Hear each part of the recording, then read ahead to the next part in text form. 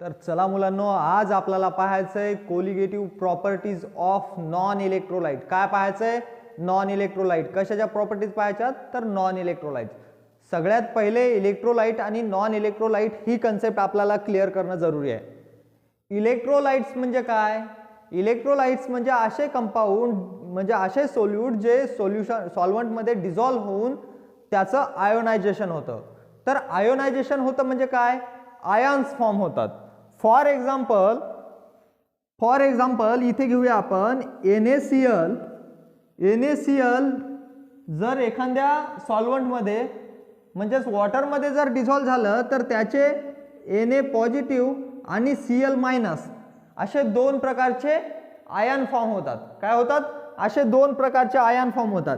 ज्याचे ion form होतात त्याला काय म्हणायचं? इलेक्ट्रोलाइट्स म्हणायचं. काय म्हणायचं? इलेक्ट्रोलाइट्स. बट इथे काय लिहिलंय आपण? Non electrolytes. म्हणजे असे कंपाऊंड, असे सोल्यूट जे सॉल्व्हंटमध्ये गेल्याच्या नंतर त्याचं आयन फॉर्मेशन होणार नाही, त्याला आपण काय म्हणणार आहे? Non electrolytes. काय म्हणणार? तर नॉन इलेक्ट्रोलाइट्स म्हणणार. मग आपण non electrolytes for example sugar बी घेऊ शकता तुम्ही. ओके. पण आपण काय पाहणार आहे? आपण पाहणार आहे colligative properties of non electrolytes. काय पाहायचंय?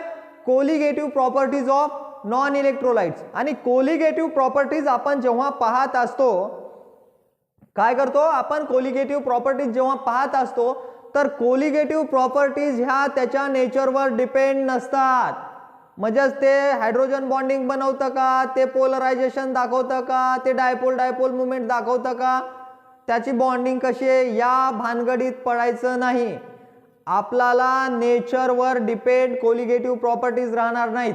कोलिगेटिव्ह प्रॉपर्टीज डिपेंड राहणार आहेत amount of solute, number of mole of solute dissolved in solvent, त्याच्या मोल फ्रॅक्शनवर, त्या अमाऊंटवर, जेवढा अमाऊंट आपण डिझॉल्व्ह करायलो कशामध्ये? सॉल्व्हंटमध्ये, त्याच्यावर कोलिगेटिव्ह प्रॉपर्टीज डिपेंड असणार आहेत.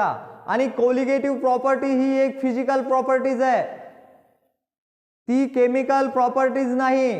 केमिकल प्रॉपर्टीज मध्ये आपल्याला पोलरायझेशन, आयोनायझेशन किंवा bond formation, hydrogen bonding, chemical bonding, chemical changes हे कशात येतात?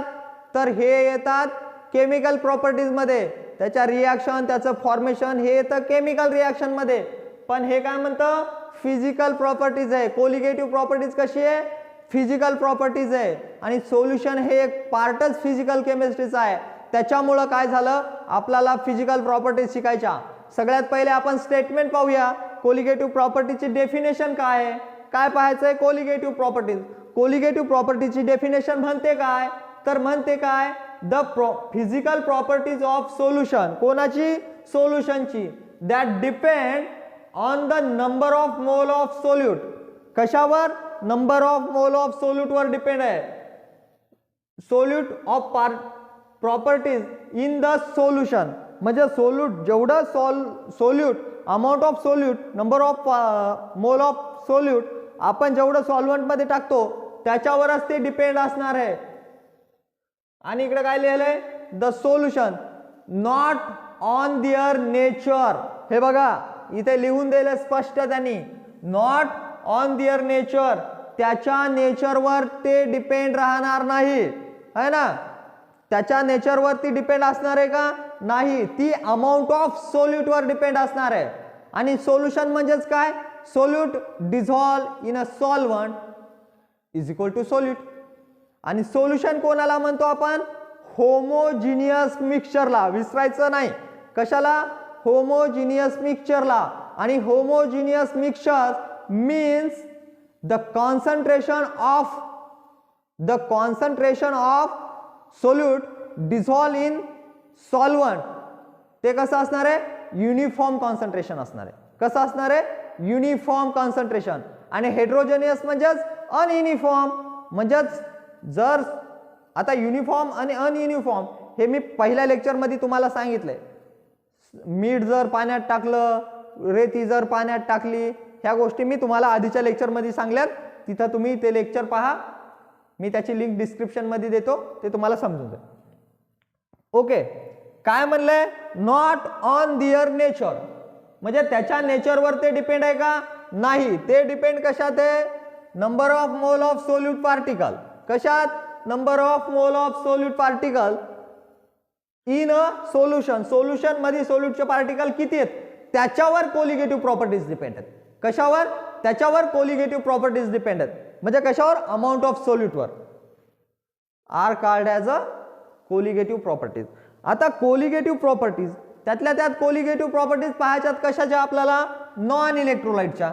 नॉन इलेक्ट्रोलाइट म्हणजे ज्याचं आयोनायझेशन होत नाही, इथे लिहिलेलं आहे नॉन आयोनायझेबल, म्हणजे ज्याचं आयोनायझेशन होत नाही त्याला काय म्हणू आपण, नॉन आयोनायझेबल, आणि ज्याचं आयोनायझेशन होतं, फॉर एक्झाम्पल NaCl, याला काय म्हणू आपण, आयोनायझेबल, काय म्हणू, आयोनायझेबल.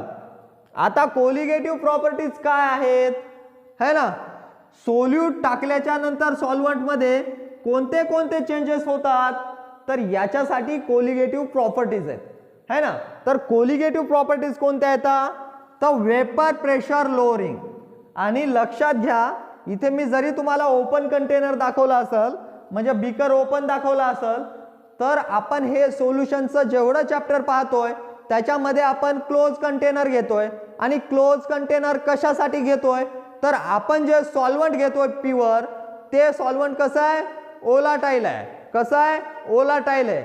जर रूम टेम्परेचरला ओलाटाईल काय असू शकतं, तर फॉर एक्झाम्पल पेट्रोल असू शकतं, आणि जर टेम्परेचर इन्क्रीज केलं आफ्टर 100 डिग्री, काय आहे, अबोव 100 डिग्री, जर अबोव 100 डिग्री केलं तर वॉटर सुद्धा काय होतं, ओलाटाईल होतं, म्हणजे वॉटरच्या सुद्धा काय होतात, वेपर प्रेशर क्रिएट होतात.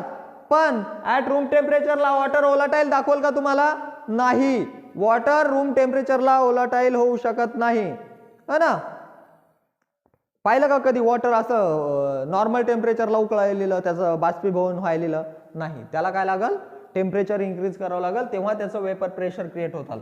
हां, आणि सगळ्यात मोठं म्हणजे काय, तर तुम्हाला वेपर प्रेशर म्हणजे काय कळायला पाहिजे. वेपर प्रेशर मीन्स वेपरने क्रिएट केलेलं प्रेशर, कशावर, सरफेसवर, कोणाच्या, लिक्विडच्या.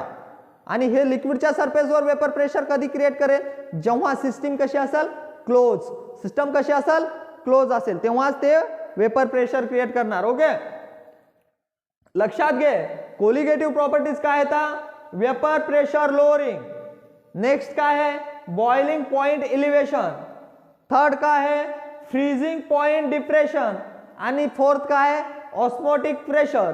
ह्या नॉन इलेक्ट्रोलाइटच्या कोलिगेटिव्ह प्रॉपर्टीज आहेत, आणि या प्रत्येक कोलिगेटिव्ह प्रॉपर्टीवर एक डेरिव्हेशन आहे ना. त्याचा मोलार मास कसं काढायचं, त्याचं रिलेशन काय आहे, राऊट्स लॉ सोबत त्याचं रिलेशन काय आहे, त्याचे प्रत्येकाचे एक एक ग्राफ आहेत, है ना. हे प्रत्येक कोलिगेटिव्ह प्रॉपर्टी आपण एकानंतर एक एकानंतर एक एकानंतर एक कुठे पाहणार आहोत, कुठे पाहणार आहोत, तर नेक्स्ट लेक्चरमध्ये पाहणार आहोत. कोलिगेटिव्ह प्रॉपर्टीज म्हणजे काय हे तुला सांगायचं होतं, म्हणून हे लेक्चर बनवण्याचं कारण. कोलिगेटिव्ह प्रॉपर्टीज काय आहे, तर कोलिगेटिव्ह प्रॉपर्टीज त्याच्या सोल्यूटच्या अमाऊंटवर, म्हणजे नंबर ऑफ पार्टिकलवर डिपेंड आहे, आणि ती कोलिगेटिव्ह प्रॉपर्टीज नेचरवर डिपेंड नाही. महत्त्वाचा शब्द एवढाच आहे की त्याच्या अमाऊंटवर, नंबर ऑफ मोल ऑफ सोल्यूटवर डिपेंड आहे, नंबर ऑफ मोल ऑफ सोल्यूटवर डिपेंड आहे, त्याच्या नेचरवर डिपेंड नाही, है ना. इथं बघा मी एक डायग्राम काढली, कोणाची, सोल्युशनची. काय आहे, लिक्विड सॉल्व्हंट आहे, आणि इथे लिहिलंय number of mole of solute particle, जेवढा amount of solute, number of mole of particle मी सॉल्व्हंट मध्ये टाकणार, आणि याच्यामध्ये होणाऱ्या चेंजेसला आपण काय म्हणणार, कोलिगेटिव्ह प्रॉपर्टीज म्हणणार. मग कोलिगेटिव्ह प्रॉपर्टीज काय आहे, जर मी याच्यामध्ये सोल्यूट टाकलं सॉल्व्हंट मध्ये, है ना, सॉल्व्हंट मध्ये सोल्यूट टाकलं तर व्हायला काय, त्याचं वेपर प्रेशर लो व्हायलंय. कशामुळे व्हायलंय, हे सॉल्व्हंट कसं आहे, ओलाटाईल आहे, है ना. बॉइलिंग पॉइंट इलिव्हेशन व्हायलाय, म्हणजे जर हे सोल्यूट टाकलं तर याच्या सरफेसवर त्याचे पार्टिकल बसायलेत, म्हणून याला बॉईल होण्यासाठी जास्त हीट लागायली, म्हणजे बॉइलिंग पॉइंट इलिव्हेशन व्हायला, वाढायला आहे. फ्रीजिंग पॉइंट डिप्रेशन व्हायला आहे, ऑलरेडी याच्या सरफेसवर ते नॉन ओलाटाईलचे पार्टिकल आहेत, म्हणून याला फ्रीज होण्यासाठी खूप कमी टेम्परेचर लागायले, म्हणजे फ्रीजिंग पॉइंट डिप्रेस व्हायला आहे. Osmotic pressure. ऑस्मोटिक प्रेशर काय आहे? ऑस्मोटिकची साधी डेफिनेशन आहे lower concentration to higher concentration. Diffusion काय आहे? Higher concentration to lower concentration. हे एकानंतर एक डेरिवेशन सहित मी तुम्हाला प्रत्येक कोलिगेटिव्ह प्रॉपर्टीजवर एक एक लेक्चर देणार आहे. ओके, ते तुम्ही सगळे लेक्चर व्यवस्थित पाहायचे. याच्या पुढे येत जाईल याच्यानंतरचं येणारं लेक्चर, याच्यानंतरचं पुढचं येणारं लेक्चर कोणतं असेल रे? कोणतं असेल तर वेपर प्रेशर लोअरिंग असेल. त्याच्यानंतर येणारं बॉइलिंग पॉईंट इलिव्हेशन असेल. त्याच्यानंतर फ्रीजिंग पॉईंट आणि ऑस्मोटिक प्रेशर. एकानंतर एक आपण नॉन ओलाटाईलचे शिकणार आहोत. आणि नॉन ओलाटाईल म्हणजे नॉन इलेक्ट्रोलाइटचे झाल्याच्या नंतर आपण कशाचे पाहणार आहे? इलेक्ट्रोलाइटचे. त्याच्यात वॉन्ट ऑफ फॅक्टर खूप महत्त्वाचा आहे. ओके, डिग्री ऑफ डिसोसिएशन आहे. ह्या गोष्टी तुम्हाला याच्या पुढच्या लेक्चरमध्ये पाहायला मिळतील. त्याच्यासाठी प्रत्येक लेक्चर हे मन लावून पहा. Okay, colligative properties of non electrolyte हे समजलं असेल तर आपण भेटूया पुढच्या लेक्चरमध्ये. तुम्ही काय पाहत आहात? SMG chemistry. जर लेक्चर आवडत असताल तर लाईक करा, शेअर करा आणि सबस्क्राईब करा. व्हिडिओ आवडला असेल तर तुमच्या मित्रांना सुद्धा फॉरवर्ड करा.